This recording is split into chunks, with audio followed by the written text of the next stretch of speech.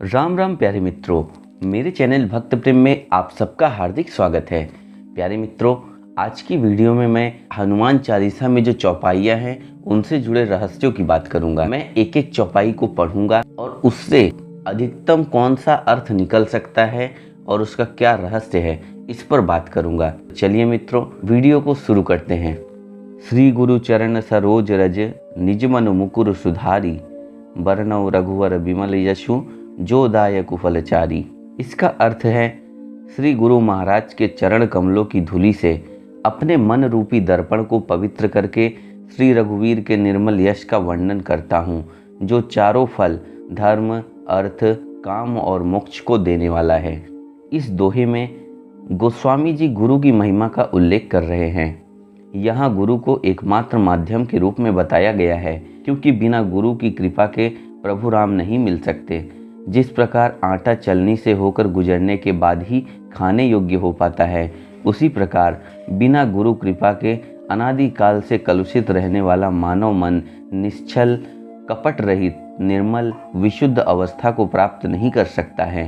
भक्ति तो सभी किसी न किसी रूप में करते हैं, लेकिन वास्तविक भक्ति तभी आरंभ होती है जब गुरु की कृपा से मन पूर्णतः परिष्कृत हो जाता है। वे गुरु स्वयं भगवान भी हो सकते हैं या कोई शरीरधारी भी हो सकते हैं। मानव जीवन के 4 मुख्य उद्देश्य होते हैं, जो हैं धर्म, अर्थ, काम एवं मोक्ष। मोक्ष अंतिम उद्देश्य होता है। मोक्ष को प्राप्त करने के लिए व्यक्ति को धर्मपूर्ण आचरण करते हुए अर्थ की सहायता से अपनी कामनाओं को संयमित रूप में साधना होता है। इसके पश्चात ही मोक्ष संभव है। रघुनाथ जी की क्या करुणा है! जो भी भक्त पवित्र मन से उनके यश का गान करता है, उसे वे सहज ही इन चारों उद्देश्य की पूर्ति करवा देते हैं। प्रभु तक पहुंचने के लिए गुरु की कृपा प्रथम सीढ़ी होती है। बुद्धिहीन तनु जानिके सुमिरौ पवन कुमार, बल बुद्धि विद्या देहु मोहि हरहु कलेश विकार।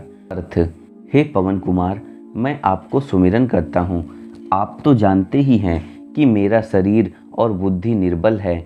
मुझे शारीरिक बल, सद्बुद्धि एवं ज्ञान दीजिए और मेरे दुखों व दोषों का नाश कर दीजिए। जब हम इस दोहे को पढ़ते हैं तो हम महाप्रभु हनुमान के सामने अपनी शारीरिक और बौद्धिक दुर्बलता को स्वीकार कर लेते हैं।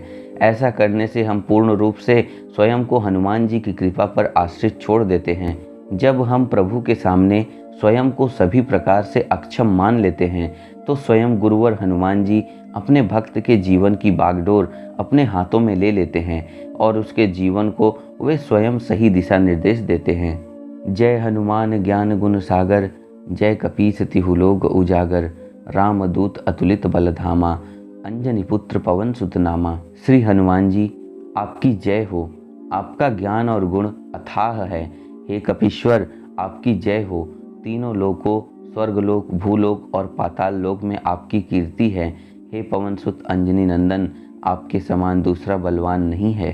हनुमान जी का बल और ज्ञान दोनों ही असीमित है, क्योंकि वे स्वयं भगवान के ही रूप हैं। उनका अथाह बल और ज्ञान स्वयं सृष्टि के स्रोत से जुड़ा हुआ है।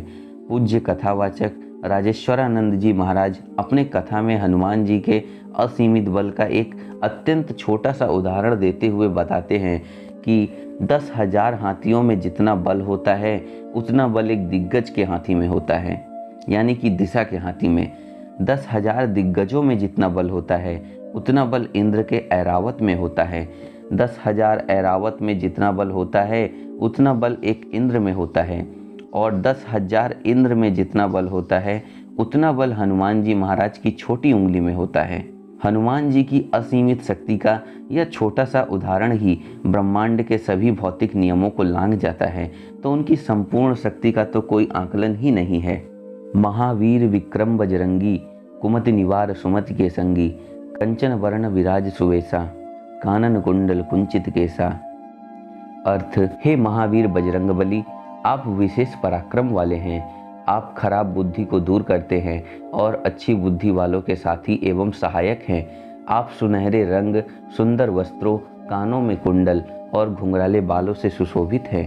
अगर हम लोग पराक्रम की बात करें तो पराक्रम ही होता है।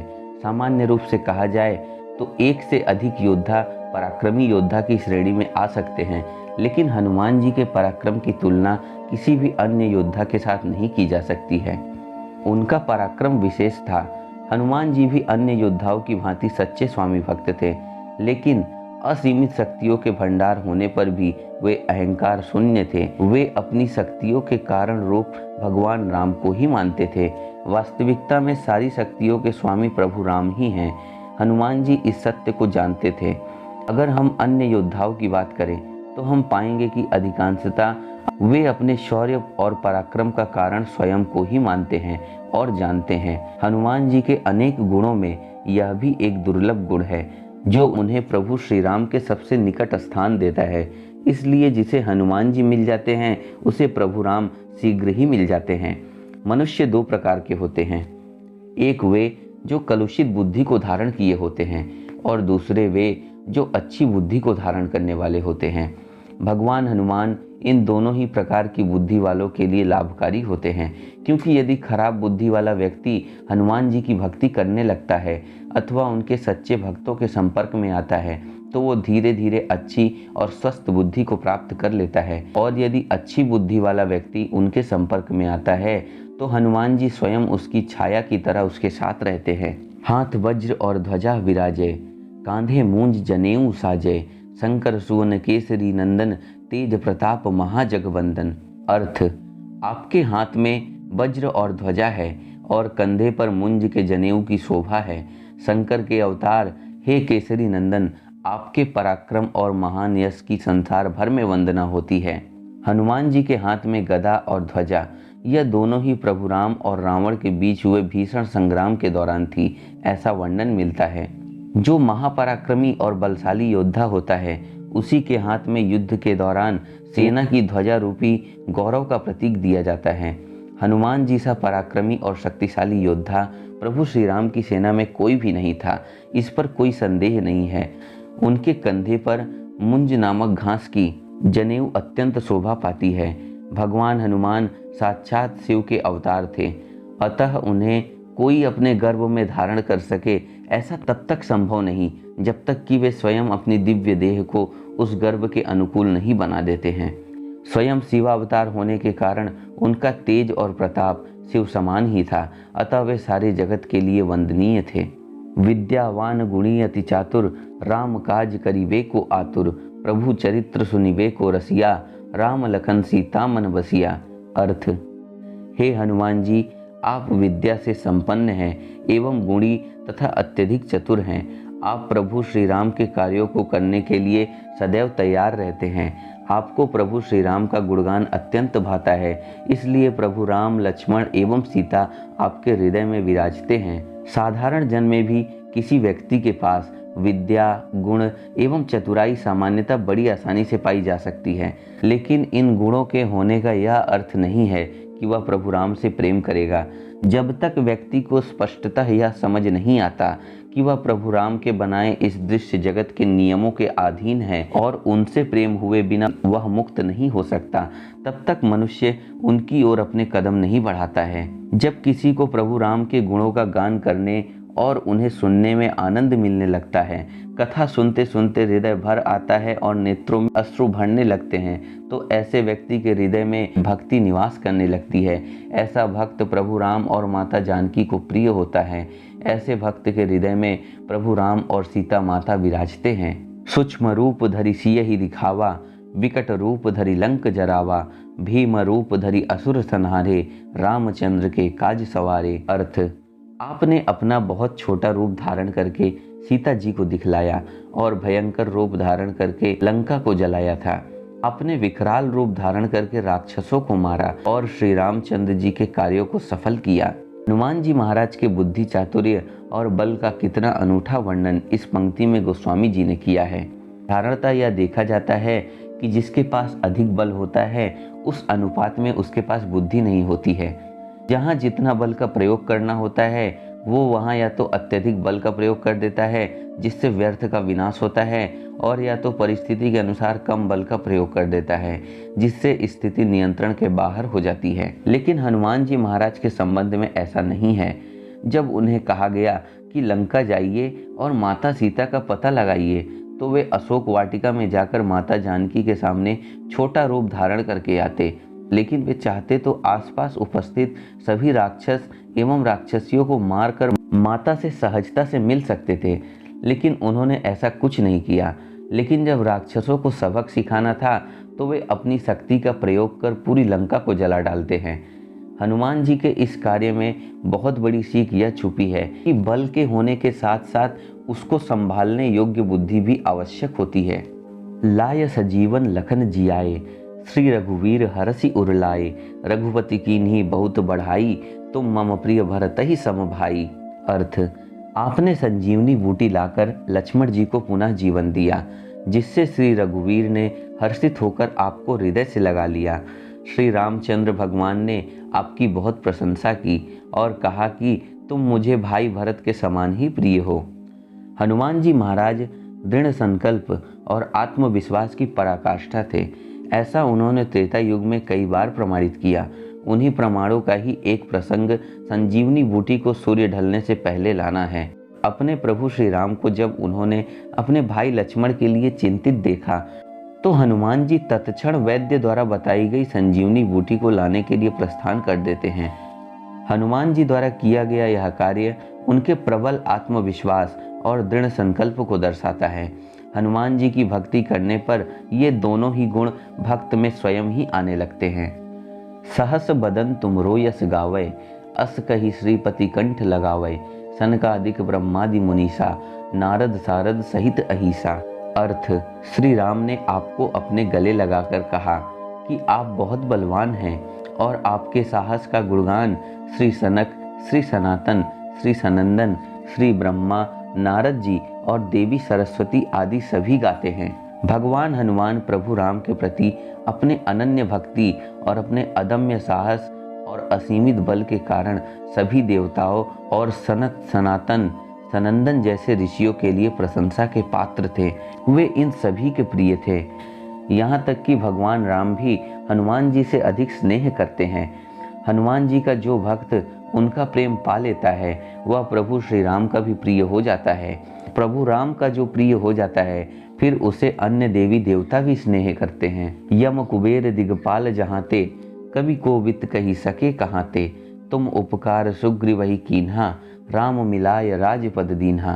अर्थ, हे महाबली हनुमान, आपकी महिमा का गुणगान तो यम, कुबेर, दिग्पाल अर्थात दसों दिशाओं के रक्षक, यहाँ तक कि कवि, विद्वान, पंडित या अन्य कोई भी आपके यश का पूर्णतः वर्णन नहीं कर सकता। आपने सुग्रीव जी को श्री राम से मिलाकर उपकार किया, जिसके कारण वे राजा बने। मृत्यु के देवता यम, धन के देवता कुबेर तथा दसों दिशाओं के रक्षक दिग्पाल, ये सभी मानव की दैहिक, मानसिक और बौद्धिक क्षमता से कहीं अधिक आगे हैं। जब ये सभी महाप्रभु हनुमान के यश का वर्णन पूरी तरह नहीं कर सकते तो भला हम मानवों की बात ही छोड़ो। हम मनुष्यों में एक बात बहुत प्रचलित है कि जहाँ न पहुँचे रवि वहाँ पहुँचे कवि। लेकिन गोस्वामी तुलसीदास जी जो स्वयं कवि थे एवं प्रभु के प्रेमी पागल, वे स्वयं बता रहे हैं कि बड़े से बड़ा कवि हो या विद्वान हो या फिर वो चाहे कोई महान पंडित ही क्यों ना हो, इनमें से कोई भी इतना सक्षम नहीं है कि वे हनुमान जी महाराज के यश का पूर्णतः वर्णन कर सके। तुलसीदास जी द्वारा बताए गए ये सभी बातें ये प्रमाणित करते हैं कि हनुमान जी अपने भक्त को वह सब कुछ प्रदान कर सकते हैं जिसकी वह कल्पना कर सकता है तथा जिसकी वह कल्पना तक नहीं कर सकता। हनुमान जी भक्त भी हैं एवं ईश्वर के रूप भी हैं। तुमरो मंत्र विभीषण माना, लंकेश्वर भय सब जग जाना, जुग सहस्त्र जो जन पर भानु, लिल्यो ताहि मधुर फल जानू। अर्थ, आपके उपदेश का विभीषण जी ने पालन किया जिससे वे लंका के राजा बने। इसको सब संसार जानता है। जो सूर्य इतने योजन दूरी पर है उसको आपने एक मीठा फल समझकर निगल लिया। यह पंक्ति हर भक्त के हृदय को प्रिय लगने वाले अर्थ को बताती है। विभीषण जी शुरू से ही प्रभु श्री राम की भक्ति करते थे। उनकी सुबह राम नाम से ही शुरू होती थी।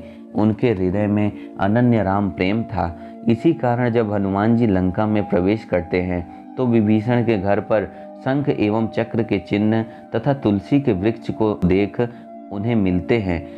और प्रभु राम के दर्शनों का स्वयं आश्वासन भी देते हैं। जब हनुमान जी लंका में प्रवेश करके चारों ओर माता सीता की खोज कर रहे थे तो उसी दौरान विभीषण के घर से उन्हें राम नाम का उच्चारण सुनाई दिया और तभी केसरी नंदन उस घर की ओर खींचे चले गए। जब कोई भक्त प्रेम से प्रभु राम के नाम और गुणों का गान करता है तो हनुमान जी वहां आने के लिए बाध्य हो जाते हैं एवं जब हनुमान जी से भी नहीं रहा जाता तो वे भक्त को दर्शन देकर उसका जीवन धन्य कर देते हैं। आज भी ऐसे भक्त भारत भूमि में रहते हैं जो प्रभु राम की भक्ति के दौरान अपने आसपास एक विचित्र दिव्यता को अनुभव करते हैं। बस राम जी का नाम ही कुंजी है हनुमान जी के दर्शन के लिए।